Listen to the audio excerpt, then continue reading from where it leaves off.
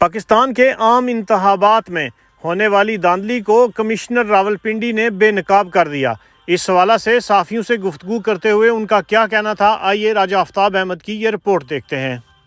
دیکھیں، فوج نے الیکشن بالکل ٹھیک کروائے ہیں۔ جو فارم 45 ہے وہ آج بھی پورا ہے، دوبارہ الیکشن کرانے کی بھی ضرورت نہیں، صرف فارم 45 اکٹھے کر لیں، اس کے اوپر سارے رزلٹ کلیئر ہو جائیں گے۔ کمشنر صاحب یہ بتائیے گا جو آر او نے ریزلٹس روکے تھے، کیا اس میں بے ضابطگیاں ہوئی ہے؟ کیا کہیں گے آپ؟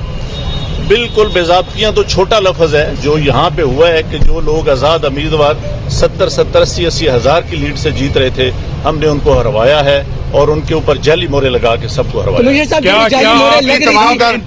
آپ نے کسی سے کہا کہ یہ سب کچھ ہو رہا ہے، غلط ہو رہا ہے، اس کو روکا جائے؟ دیکھیں، میں یہ ساری اس غلط کاری کی ذمہ داری اپنے اوپر لے رہا ہوں، اور ساتھ آپ کو بتا رہا ہوں کہ جو چیف الیکشن کمشنر ہے، جو چیف جسٹس ہے، وہ بھی اس کام میں پورے شریک ہیں۔ کس کے کہنے پہ سب کچھ ہوتا رہا؟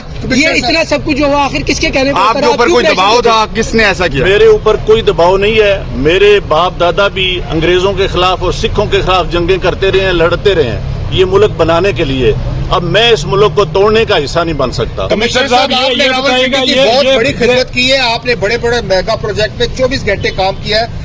یہ بتائیے گا کہ آپ کو کمشنر چیف الیکشن کمیشن دباؤ میں لا رہا تھا کہ یہ کریں سارے کام، لوگ جیتوں کو آپ نے ہرایا، آپ کو نیند کیسے آتی رہی؟ کس طرح آپ کا ضمیر جاگ گیا؟ دیکھیں، میں نے راولپنڈی کے لیے 16 گھنٹے کام کیا ہے۔ میں نے یہاں رنگ روڈ بنایا ہے، ددوچا ڈیم بنایا ہے، ہولی فیملی ہاسپٹل بنایا ہے، جم خانہ بنایا ہے، میں نے لاری اڈے بنائے ہیں، مزدوروں کے لیے سینٹر بنائے ہیں، منشیات کے اڈے سینٹر بنائے ہیں۔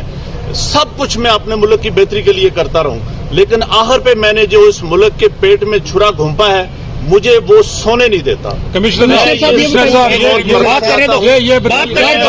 جو میں نے ظلم کیا ہے، مجھے اس کی سزا ملنی چاہیے، اور باقی بھی اس ظلم میں جو لوگ شامل ہیں ان کو بھی سر ان کے نام بتائیں گے جو لوگ آپ کے ساتھ یہاں پر تھے، سینئر افسران جو بھی تھے؟